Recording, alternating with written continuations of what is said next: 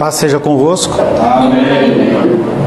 Louvamos a Deus por essa feliz oportunidade que o Senhor nos concede de mais uma vez estarmos na sua casa, aprendendo mais daquele que é o único Deus, aquele que é bendito, aquele que é o glorioso, o majestoso, o incomparável, o leão da tribo de Judá, a raiz de Davi, aquele que era, que é e aquele que há de vir.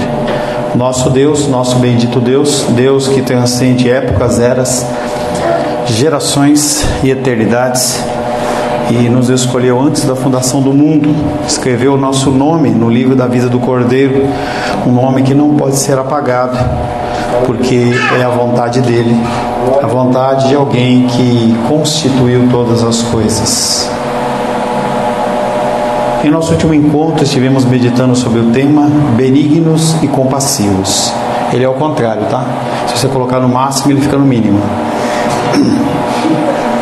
Sobre o tema benignos e compassivos. Mais duas exortações nos são apresentadas. Benignidade é a bondade em ação. Você tem o desejo de fazer o bem. Se você não o faz, você não é benigno.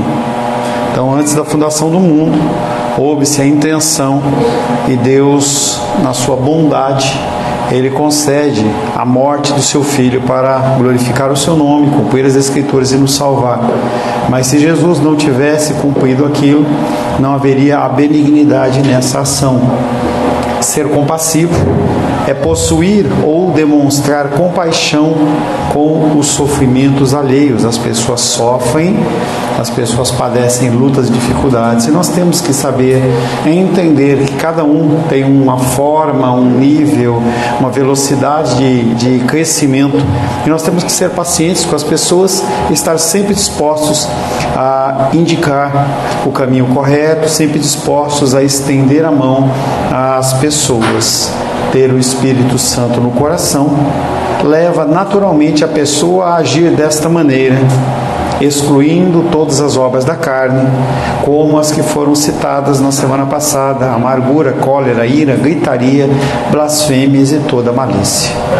O verso que meditamos na semana passada, os versos, foi Efésios capítulo 4, versos 31 até capítulo 5, verso 2, que disse assim: longe de vós toda amargura e cólera, ira e gritaria e blasfêmias, e bem assim toda malícia. Antes, sede uns para com os outros, benignos e compassivos, perdoando-vos uns aos outros, como também Deus em Cristo vos perdoou. Antes, sede compassivos com perdoou. A benignidade e a compaixão se acompanham ao perdão, pois nós vivemos num mundo caído, pessoas que nos frustram, que nos maltratam, pessoas que falam mal de nós. Então é necessário que junto da benignidade e a compaixão também tenhamos a condição, o coração perdoador. Nós tentamos de alguma maneira defender a nossa pretensa honra. Pretensa porque a partir do momento em que nós aceitamos Jesus como nosso Senhor e Salvador, nós deixamos de ser escravos do mundo e de Satanás para sermos escravos do nosso Deus. E você não tem direito, você simplesmente conta com a misericórdia do Senhor em todas as suas ações. A palavra de hoje tem como título Ações de Graças no Falar. O modo que nós naturalmente nos comunicamos é a fala. E as pessoas elas têm cada vez mais utilizado a fala de uma forma agressiva. Não é só você levantar a voz e gritar, mas como você fala, o que você fala, o momento em que você fala. A palavra de Deus ela fala muito sobre a questão de graça ou ações de graça, que é a condição de você reconhecer dentro dos seus caminhos, da sua vida, a ação benigna e bondosa de Deus em todos os nossos caminhos. Quero convidar você a abrir a palavra de Deus no livro de Efésios. Efésios capítulo 5. Nós vamos ler do verso 1 em diante.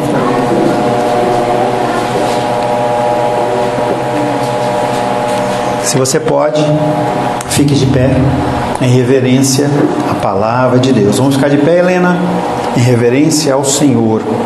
Daqui a pouquinho você senta de novo, tá? Isso aí, Júlia. Assim diz a palavra de Deus no livro de Efésios, capítulo 5, verso 1 em diante. Sede, pois, imitadores de Deus como filhos amados, e andai em amor como também Cristo nos amou, e se entregou a si mesmo por nós, como oferta e sacrifício a Deus em aroma suave. Mas a impudicícia e toda sorte de impurezas ou cobiça nem sequer se nomeie entre vós, como convém aos santos, nem conversação torpe, nem palavras vãs ou chocarrices, coisas essas inconvenientes, antes, pelo contrário, ações de graças. Sabei, pois, isto: nenhum incontinente ou impuro ou avarento que é idólatra tem herança no reino do Cristo e de Deus. Ninguém vos engane com palavras vãs, porque por essas coisas vem a ira de Deus sobre os filhos da desobediência.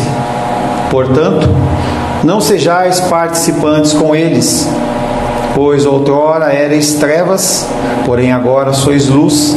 Andai como filhos da luz, porque o fruto da luz consiste em toda bondade, justiça e verdade, provando sempre o que é agradável ao Senhor, e não sejais cúmplices nas obras infrutíferas das trevas, antes, porém, reprovai-as. Palavra do Senhor, amém? Senhor, te louvamos, te bendizemos e te glorificamos pelo privilégio de lermos a tua palavra. Quero, Pai querido, pedir que o Senhor fale conosco, que o Senhor possa, Pai querido, através do teu Espírito Santo, iluminar o nosso entendimento, que nós recebamos, Pai querido, uma mensagem santa do teu altar. Peço, Pai querido, que o Senhor me capacite humildemente, Senhor, a falar aquilo que procede de ti. Oro em nome de Jesus. Amém. Podem se assentar em nome de Jesus. Para os pais, antes de iniciarmos a palavra, tive um bom diálogo com o Felipe hoje à tarde, e eu vou começar não chamar a atenção, mas eu vou tentar atrair a atenção dos menores. Quando eu digo menores, eu digo Manu, digo Heloísa, Helena e Júlia, com o objetivo de elas estarem prestando atenção no culto. Então não vou estar chamando a atenção de nenhuma criança, e sim atraindo a atenção. Tudo bem? A palavra que nós vamos meditar nesta noite, se Deus assim o permitir, é Efésios capítulo 5, versos 1 a 4. Nós já meditamos na semana passada do verso 1 e 2, mas para dar um melhor entendimento, eu comecei do verso 1 e vou repetir a leitura, que diz assim: Sede, pois, imitadores de Deus, como filhos amados, e andai em amor como também Cristo nos amou, e se entregou a si mesmo por nós, como oferta e sacrifício a Deus em aroma suave. Mas a impudicícia e toda sorte de impurezas ou cobiça nem sequer se nomeie entre vós, como convém a santos. Nem conversação torpe, nem palavras vãs ou chocarrices, coisas essas inconvenientes, antes, pelo contrário, ações de graças. Efésios ainda, não Gálatas, por gentileza.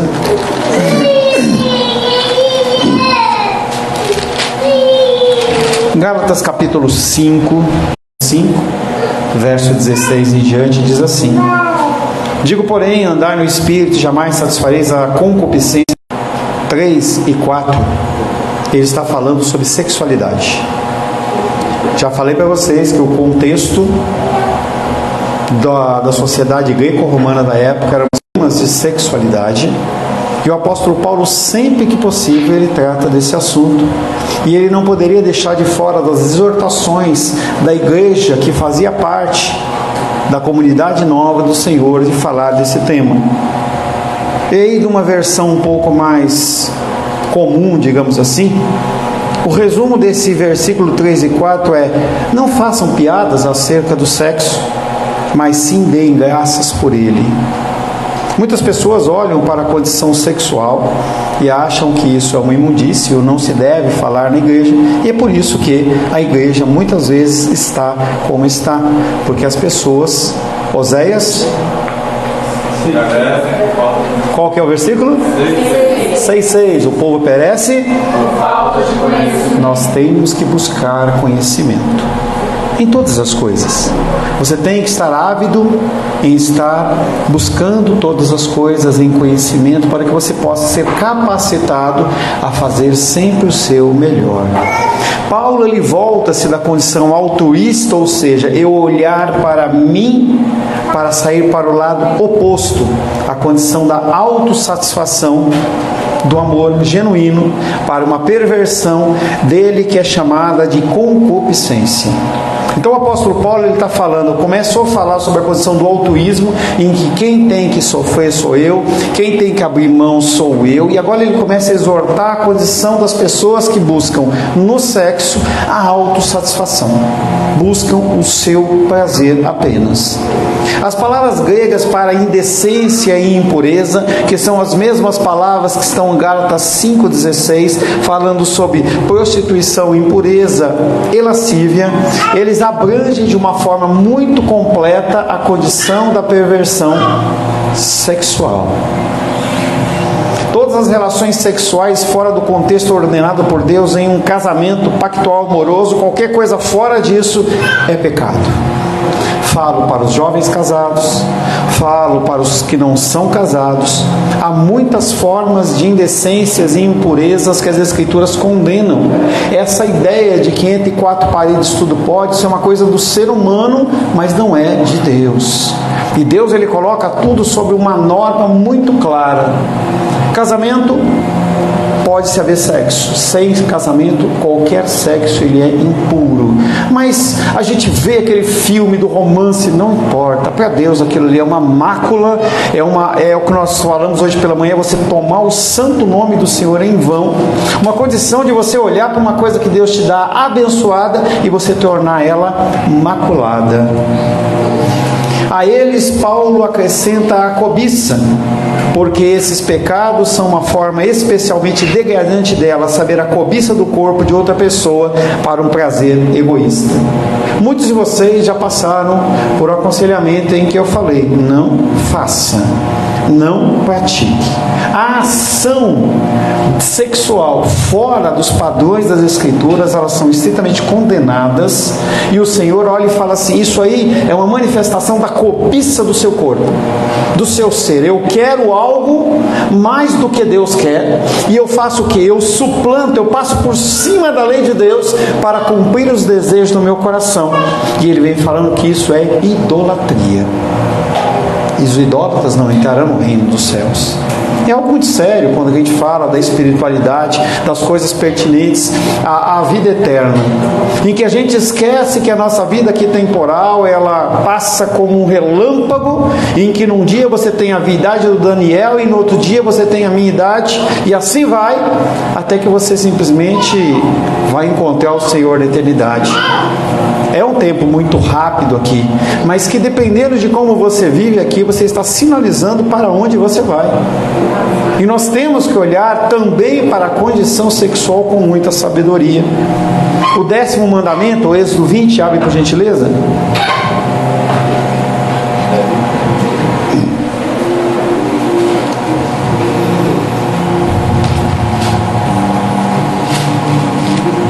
Êxodo 20, verso 17 diz: não cobiçarás a casa do teu próximo, não cobiçarás a mulher do teu próximo, nem o seu servo, nem a sua serva, nem o seu boi, nem o seu jumento, nem coisa alguma que pertença ao teu próximo. Essa condição da cobiça é uma condição de você querer ser satisfeito nas suas vontades. Quando você atrela a condição da cobiça com a condição da concupiscência, que é o desejo pecaminoso de todos nós no nosso coração, nós geramos o pecado. Ele está falando de sexo, mas pode ser qualquer outra coisa. Há outras passagens em que o apóstolo Paulo associa a cobiça à imoralidade. 1 Coríntios, capítulo 5. Oi? 1 Coríntios, capítulo 5, versos 9, 10 e 11. Diz assim a palavra de Deus: Já em carta vos escrevi que não vos associeis com os impuros. Pessoas que falam besteira, pessoas que falam de impureza sexual, nem se associa, não anda junto. Refiro-me, e com isto, não propriamente aos impuros deste mundo, ou aos avarentos, ou roubadeiros, ou idólatras, pois nesse caso tereis de sair do mundo. Ele não está falando de pessoas que são pecadoras, ele está falando de pessoas ímpias. Mas agora vos escrevo que não vos associeis com alguém que, dizendo-se ser irmão, for impuro, avarento, ou idólatra, ou maldizente, ou beberrão, ou roubador, com esse tal nem ainda comais. Você entende a gravidade da coisa? Pessoas que se dizem crentes, que se dizem cristãos e não agem como cristãos, eles envergonham o nome do Senhor. 1 Coríntios ainda, capítulo 6, versos 9 e 10.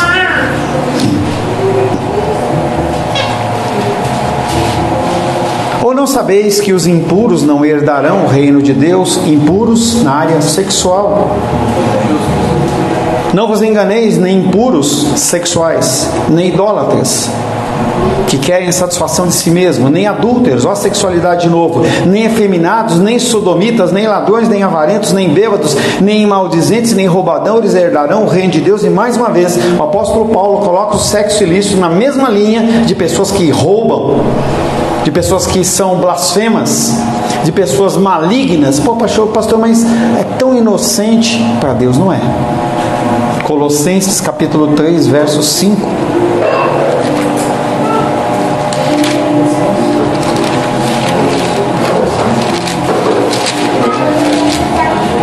Gálatas, Efésios, Filipenses, Colossenses 3, 5.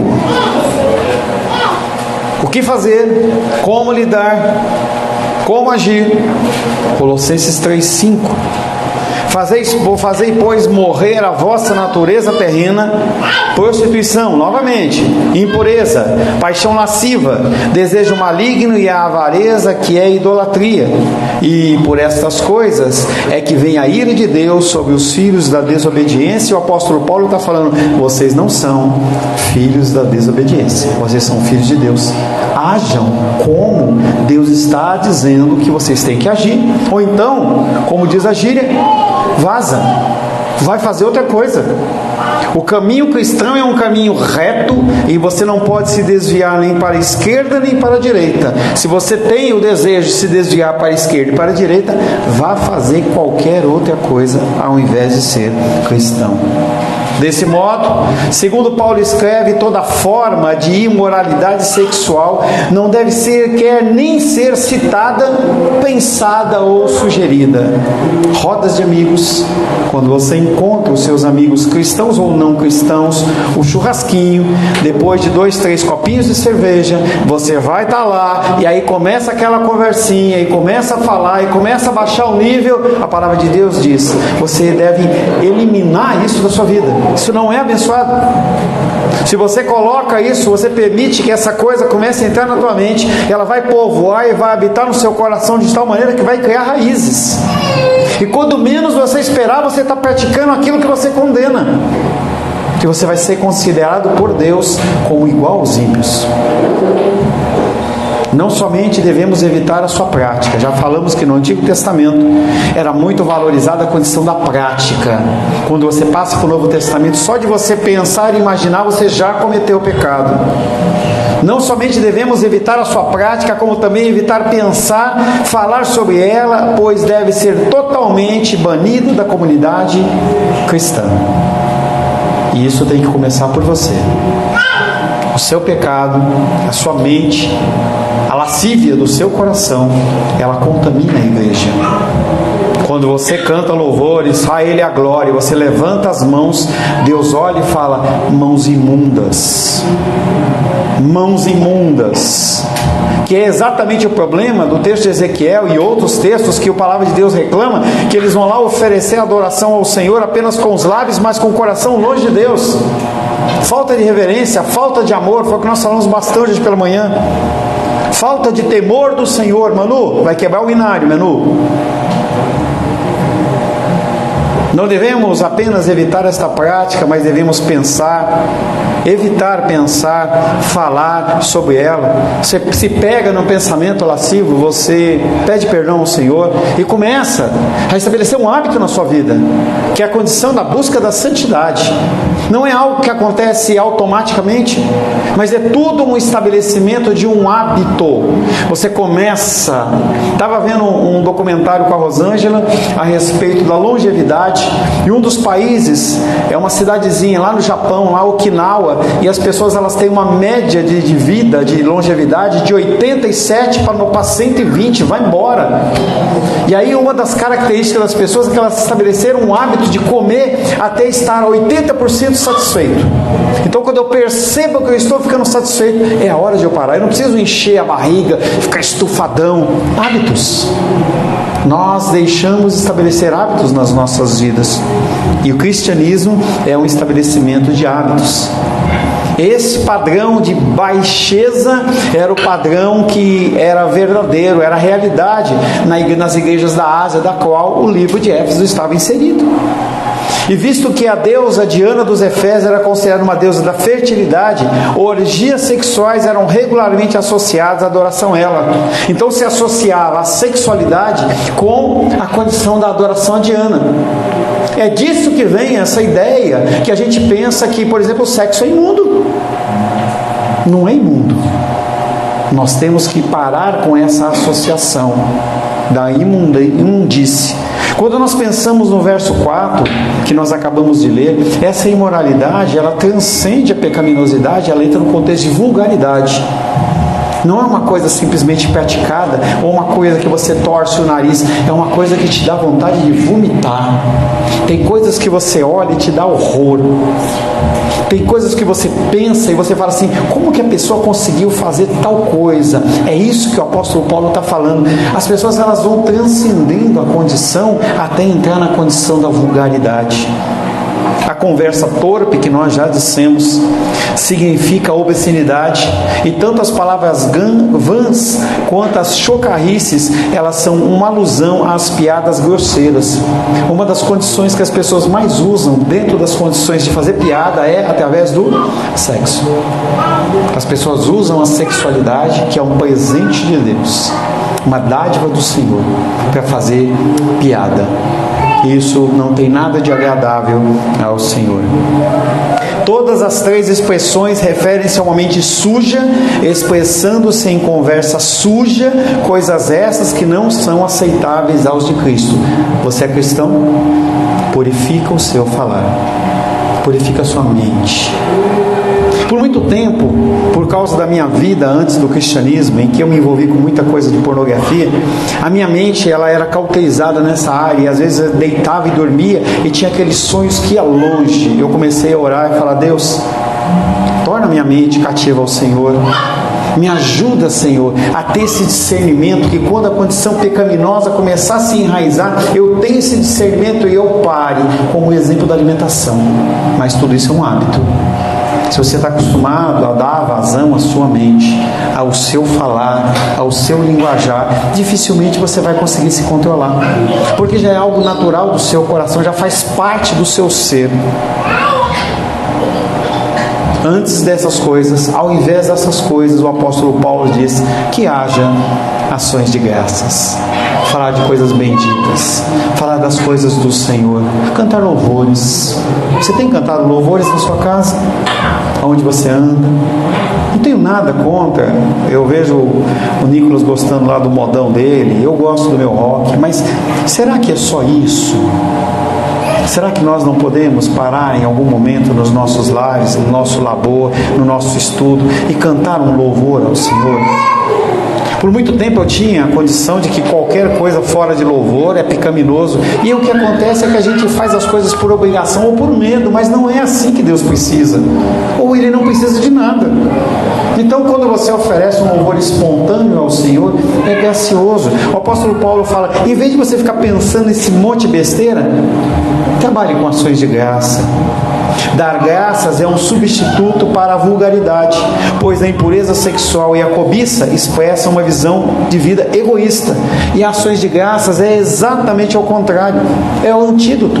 Quando você expressa ao Senhor ações de graça, você está reconhecendo o Altíssimo naquilo que está acontecendo, que você está fazendo. Não tem como.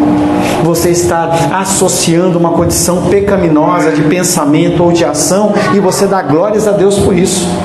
Não dá para você imaginar você estar num prostíbulo ou vendo um filme pornográfico, você falando glória a Deus. Não encaixa as coisas. Por isso que a ação de graças, quanto mais ela é praticada, quanto mais é estabelecido essa rotina e esse hábito, ele vai fazendo com que aquele desejo maligno no coração, ele vá sumindo, ele vá reduzindo até que ele suma. Trata-se do reconhecimento da generosidade de Deus. E você pode me perguntar: Pastor Paulo, então o sexo é algo ruim? Não. O sexo foi criado por Deus e Ele diz: tudo que eu criei é bom. O problema não está em você falar de sexo ou de você não falar de sexo. Sem dúvida, os cristãos eles sempre cultivaram essa ideia de que o sexo é ruim. Parece que os cristãos não gostam da prática do sexo. Mas o que os cristãos não gostam ou não devem gostar é a vulgaridade, é a grosseria, e devem evitá-la. Não é porque temos um conceito distorcido do sexo ou porque temos medo ou vergonha dele, pelo contrário. Por conhecermos a Deus, por entendermos os seus desígnios, nós olhamos para as dádivas que Ele nos concede, inclusive essa, e nós glorificamos ao Senhor com um bom proceder, com um bom agir. Matrimônio é uma coisa abençoada quando feita dentro dos princípios do Senhor. Se você não faz dentro dos princípios do Senhor, é um caos. O sexo ele não é uma moeda de troca, o sexo não é uma moeda em que você faz aquilo para acalmar ou para fazer as pazes, não, é uma oferta de adoração ao Senhor. Todas as dádivas de Deus, inclusive o sexo, são assuntos para ações de graça e não para piadas. Fazer piadas a respeito delas vai fazer com que elas percam o valor. Quando você faz piada de algo, aquilo perde o valor. Parece que aquilo não é tão valioso assim. Eu posso rir, eu posso falar besteira, posso falar obscenidade, que está tudo certo. Dar graças a Deus pelas dádivas recebidas e as tratar como algo santo e precioso é um modo de reconhecer o seu valor. Por isso que ações de graças. Você tem que olhar para as coisas da sua vida e você tem que reconhecer Deus nelas. O respirar, o alimentar, o orar ao Senhor, participar de cultos, tudo tem que ser feito para a glória do Senhor, como uma oferta de gratidão a Ele.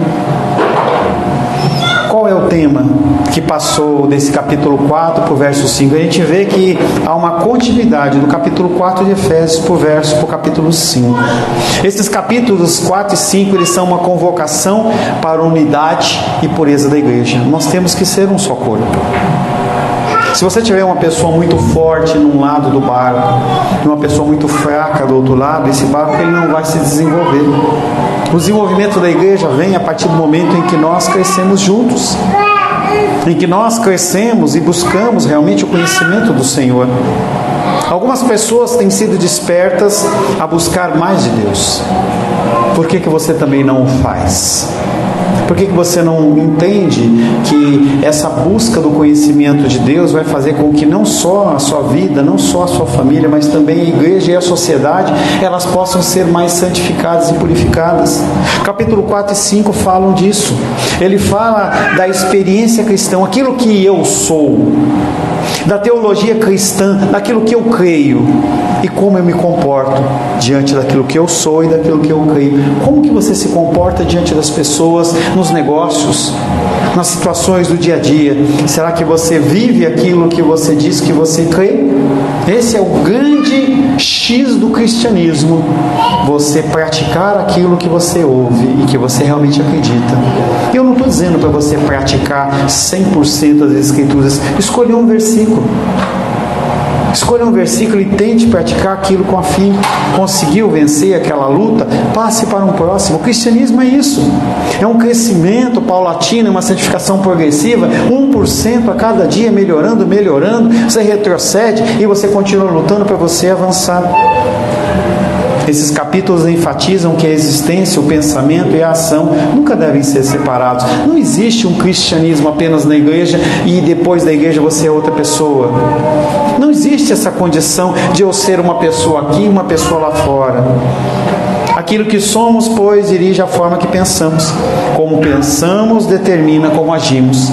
Somos a nova sociedade de Deus, um povo que se despiu da velha vida e vestiu a nova, e é assim que Ele fez com o novo. Será que você se vestiu de uma nova veste? Ou você continua apenas nu, pelado, sem a veste antiga? Não basta você tirar a veste antiga, você tem que vestir a veste nova. Devemos, portanto, relembrar este fato pela renovação diária da nossa mente. Não é algo que é apenas no domingo. Não é algo que é apenas um dia da semana ou um período de 1 hora à noite que você me ouve ou ouve a voz de Deus através de mim. É algo que tem que haver uma reciclagem diária. Você tem que estar o tempo inteiro buscando, conforme Romanos 12:2 diz, buscando transformação da sua mente. É você exposto a situações diversas. E aí você vai reagir como? Lembre-se quando você estudava na escola. Tinha uma prova lá de matemática, o professor dava os exercícios lá e falava assim, olha, você vai ter que estudar tal tema. Mas as questões da prova, elas não eram iguais àquelas que ele passava. Porque você tem que estar sempre renovando, você tem que entender o raciocínio. Quando você entende essa prática, você vai começar a tentar mudar a sua vida diariamente. Eu entendo isso e eu mudo. É o que eu já falei para vocês em relação à alimentação. Enquanto você não entender o princípio da alimentação, não adianta você ficar sem comer. Não adianta, gente, porque você está simplesmente se enganando. A comida cristã é a mesma coisa. Não dá para você comer e beber de 2, 3 fontes. Eu falo para vocês, cuidado com o que você ouve. No independente da patente espiritual, de quem quer que seja, bispo, apóstolo, quem quer que seja, cuidado com o que você ouve. Aquilo pode contaminar, uma gota de veneno contamina 10 mil, 50 mil litros de água. E para você limpar isso depois é muito trabalhoso. Devemos, pois, viver ativamente a vida cristã. Nós devemos cultivar. Como que é o cultivo? Você vai lá, planta a semente, você tem que regar, tem que ver se há bichos, tem que ver se há muito sol sobre aquela plantinha, tem que se estudar as características daquela planta para que ela possa ser vigorosa ou não. Estávamos lá em Alto Paraíso e aí uma moça mostrou um cogumelo para a gente do cerrado, um cogumelo rosa, eu nunca tinha visto aquilo, rosa, e aí parecia uma rosa assim, e ela falou assim, ele não está tão bonito assim porque está em clima de seca, ou seja, precisava ser hidratado mais. A vida cristã é a mesma coisa, você tem que entender o processo cristão e você estar mudando e se transformando dia após dia. E você tem que entender que a santidade, ela não é você boiando. Uma das fotos que eu postei lá da nossa viagem, a Rosângela estava boiando lá no meio do rio. O cristianismo não é você boiando, é você agindo ativamente, segundo a graça do Espírito Santo. Não atiça o cara, não atiça ele, né? Entendeu? Não dá. Não é você boiando, é algo ativo. E muito mais você nadando do que você boiando. Devemos deliberadamente deixar toda a conduta que é incompatível com a nossa nova vida em Cristo e revestirmos de um novo estilo de vida compatível com ela.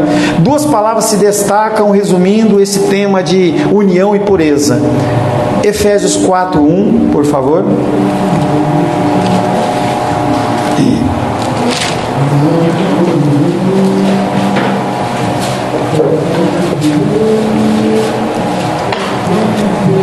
Rogo-vos, pois eu, o prisioneiro do Senhor, que andeis de modo digno na vocação a que fostes chamados.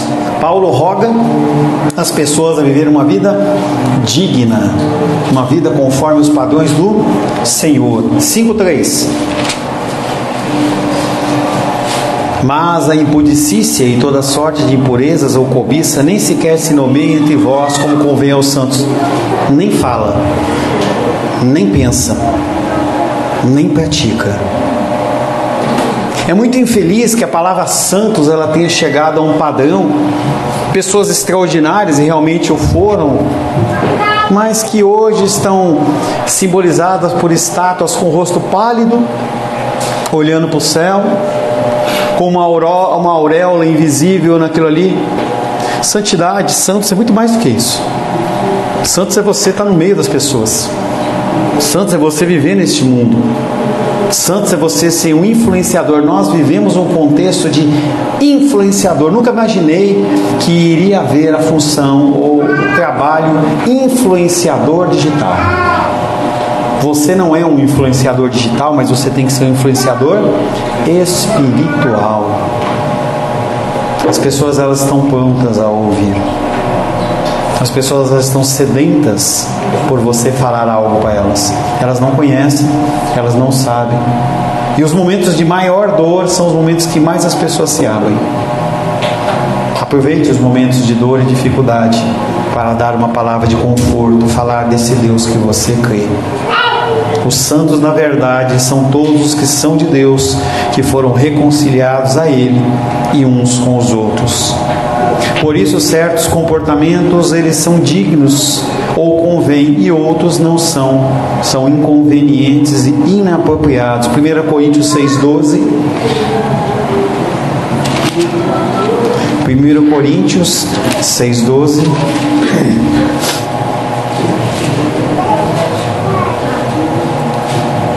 Daniel, 1 Coríntios 6,12.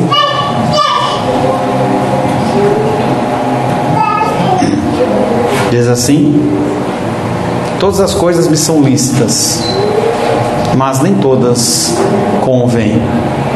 Todas as coisas me são lícitas, mas eu não me deixarei dominar por nenhuma delas. Ele vem falando sobre condições lícitas e ilícitas, tanto uma como a outra.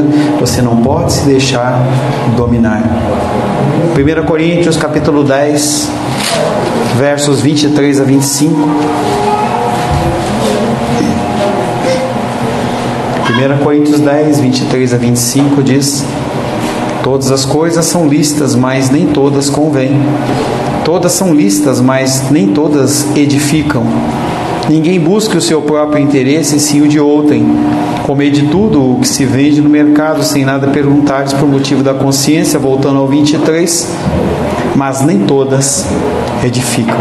Ele acrescenta uma condição, ele faz mais um complemento. Eu posso fazer qualquer coisa, nem tudo me convém e nem tudo me faz crescer, nem tudo me faz ser uma pessoa melhor. Que ninguém diga que a doutrina não importa. A doutrina importa sim. O ensino do Senhor necessitado para nós, ele não pode ser abandonado. A boa conduta surge da boa doutrina. Quanto mais você ouve as coisas do Senhor, mais você se alinha a Ele.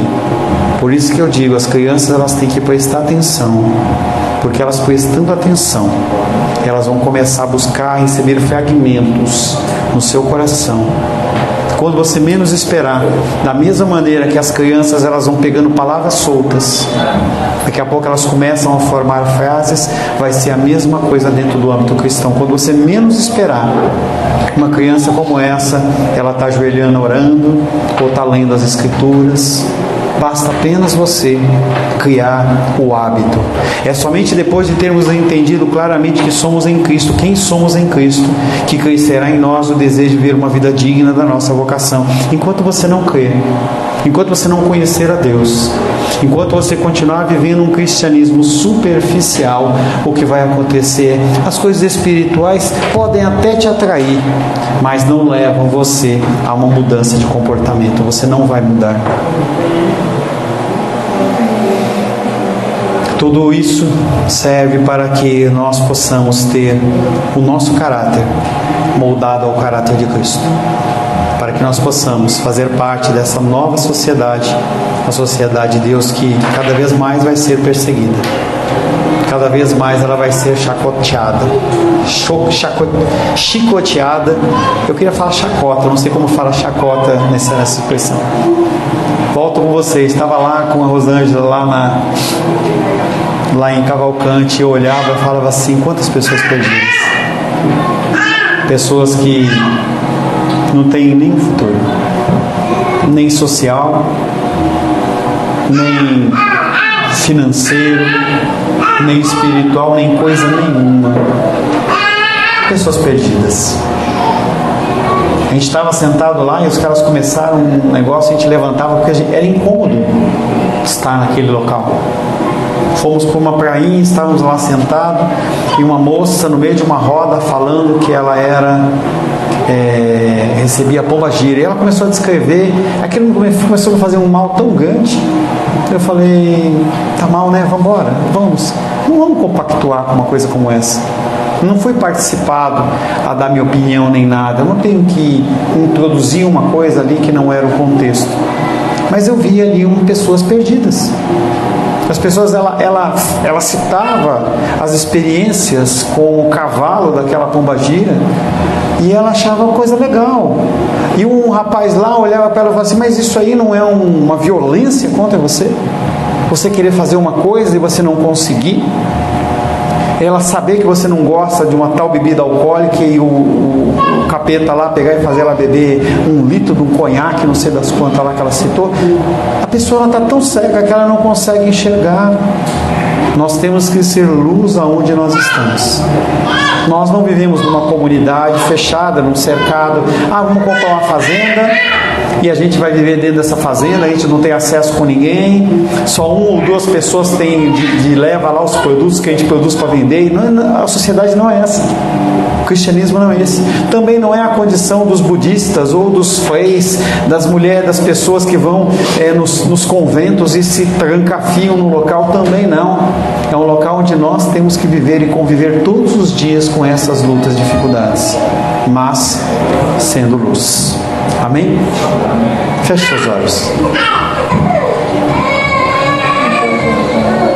Supremo governante dos mundos, visível e invisível, meu coração é levado a buscar-te por tuas maravilhosas graça e misericórdia. Tu conservas diante de mim viva a minha conversão, o alvorecer da minha primeira consolação espiritual, quando atravessei o meu mar vermelho de um modo inesperado. Alegro-me então por aquela travessia inimaginável que me libertou do terror do pecado, estando quase desesperado pela minha vida. Me alegro agora porque isso está fresco e claro em minha mente. Minha alma se derrama quando me lembro daqueles teus dias comigo, nas quais, criatura pobre e indigna, sem sabedoria, para caminhar nem força que me valesse, fui posto sob a feliz necessidade de viver de ti, de encontrar as tuas desmedidas consolações. Tu és o meu tesouro divino, no qual habita toda a plenitude, minha vida, esperança, alegria, paz e glória. Que eu seja diariamente mais conformado à tua imagem, com a mansidão e a serenidade do Cordeiro em minha alma, e o sentimento da bem-aventurança celestial, onde anseio juntar-me aos anjos, onde a imagem do meu adorado Salvador será totalmente restaurada em mim, para que então eu esteja pronto para alegá-lo e servi-lo. Não temo olhar a face do Rei, porque sei que serei tomado, não exterminado deste mundo. Até lá, Pai, peço que deixe-me então brilhar e arder por Ti. E quando chegar a grande e última mudança, me faz despertar a Tua semelhança, deixando para trás um exemplo que Te glorificará, enquanto meu espírito se alegra no céu, e seja abençoada a minha memória sobre a terra, com aqueles que comigo viveram e que Te louvam pela sua existência. Oro em nome de Jesus. Amém.